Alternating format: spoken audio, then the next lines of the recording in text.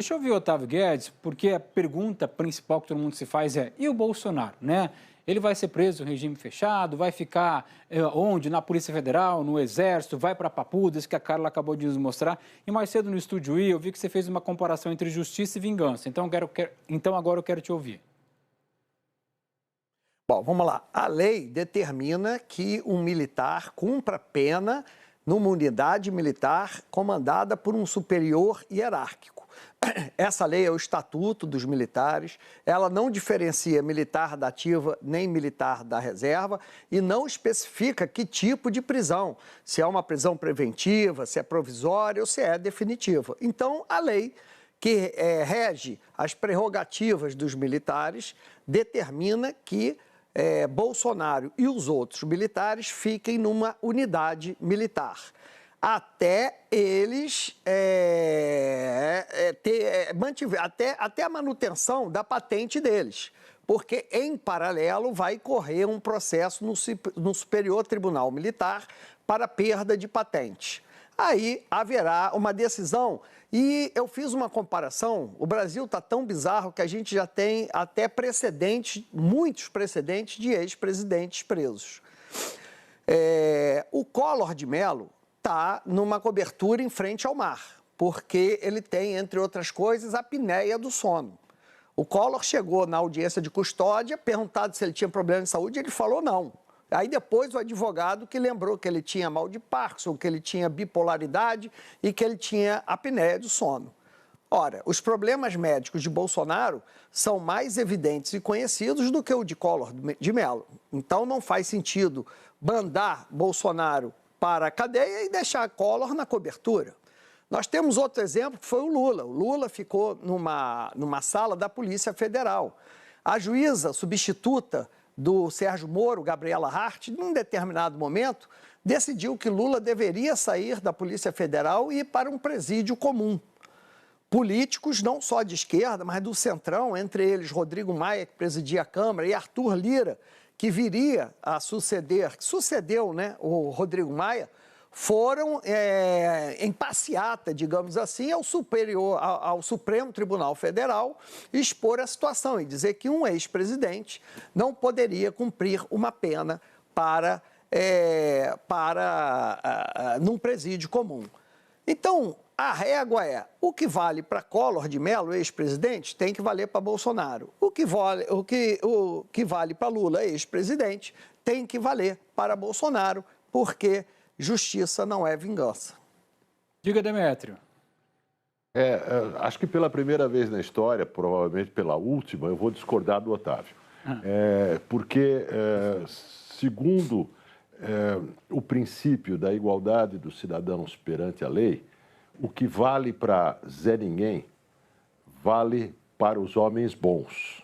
Homens bons aqui eu estou pondo entre aspas, é como se chamava na época da colônia no Brasil, os homens de fino trato, os ricos, etc.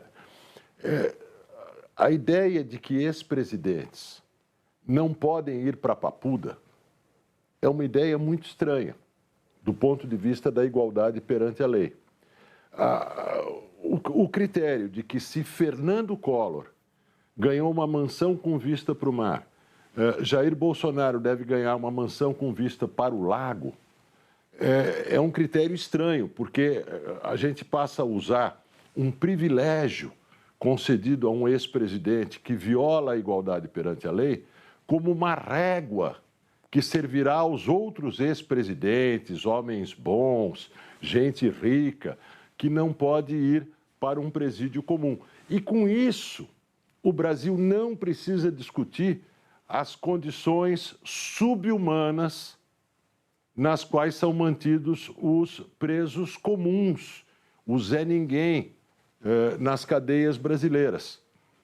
Porque eles são invisíveis, porque os homens bons não experimentarão uma indignidade como a prisão comum.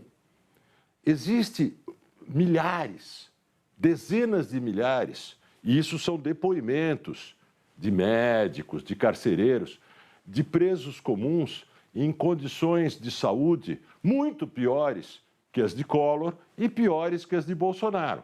E estão em presídios comuns. Então, a minha pergunta é: como ficam os idiotas úteis do 8 de janeiro, condenados a 17, 15, 14 anos de prisão, em presídios comuns, quando o líder deles ganhará uma mansão com vista para o lago? O que isso dirá sobre a justiça brasileira e sobre o princípio da igualdade perante a lei no Brasil? Otávio quer falar com você. Vai, Otávio. Tem. Ô, Demétrio, eu cobri a prisão dos banqueiros de bicho. Banqueiros de bicho não, os bicheiros, em 93, no Rio de Janeiro. E o Castor de Andrade foi para a cadeia. Na época era a Polinter, que era uma unidade da Polícia Civil que tinha carceragem, que era uma espécie de triagem até você ir para o presídio. Pois bem, o Castor chegou lá na primeira semana e falou: como assim não tem ar-condicionado? Tirou do bolso, mandou um policial instalar um ar-condicionado na cela do Castor de Andrade. Veio a quentinha. Aí, quando veio a quentinha, ele falou: pô, isso aqui é lavagem de porco. Pegou a grana e falou assim: vai lá. Aí pegou o restaurante mais caro da Zona Sul do Rio de Janeiro e falou assim: não traz para mim, não. Traz para toda a carceragem. Olha. Então chegou uma Kombi com a comida mais sofisticada e ele pediu, entre os pratos tinha lagosta. Então você imagina, na Polinter, onde ficavam ali os presos comuns ali, os pobres que vão presos, comendo lagosta naquele dia. Foi um escândalo e o delegado foi afastado, porque foi considerado corrupção. Até tapete tinha na cela do Castor. Eu fui entrevistar o delegado e ele falou: prisão no Brasil não é para rico. O que mudou de lá até hoje? Nada. Nada. Então, essa minha análise, você tem razão. Mas a minha análise é feita na realidade. O nosso sistema de justiça não é um sistema que manda rico e poderoso para os presídios comuns. Então, até é uma questão de segurança, você mandar um ex-presidente para um presídio comum. Agora, isso é em cima de uma distorção do nosso sistema de justiça. Por quê? Se um poderoso alega que tem frieira, nem sei se existe mais isso, frieira no dedo, ele vai para casa. Um pobre que tiver uma doença terminal vai ficar na cadeia. Só me permita voltar aqui alguns anos. Se a gente olhar Sérgio Cabral, não foi ele que a polícia encontrou na cela dele queijo importado, máquina de café expresso e tudo mais? Né? Estamos falando de 5, 7 anos atrás. Ana Flor. Eu, exatamente enquanto que o Otávio falava, lembrei da Lava Jato, Marcelo, deste caso e alguns outros de presos ricos que foram para presídios comuns e a gente aqui e ali tinha essas denúncias. Agora, é verdade que no Brasil há muitos presos e presas com problemas gravíssimos de saúde e que não conseguem essa progressão para a domiciliar. Mas a gente não pode tomar isso, então, como forma de justificação, de punição a todos. Isso precisa ser uma preocupação de juízes, do próprio sistema, precisa haver uma forma de cuidar destes casos. Bolsonaro, eu acho que é uma comparação justa com a de Fernando Collor. Bolsonaro tem problemas sérios de saúde.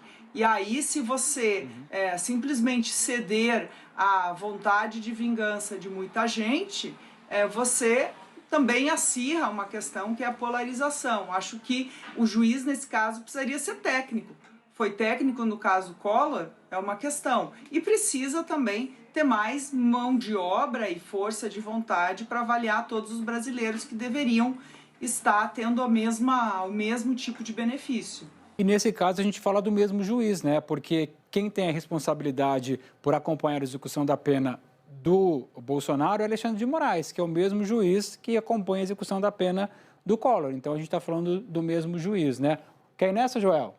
Muito brevemente, Marcelo, só para lembrar que no próprio julgamento do golpe do 8 de janeiro, a gente já teve um caso de um dos presidiários do 8 de janeiro, Clériston Pereira da Cunha, que morreu de um mal súbito, tendo a defesa dele pedido prisão domiciliar porque ele tinha problemas de saúde.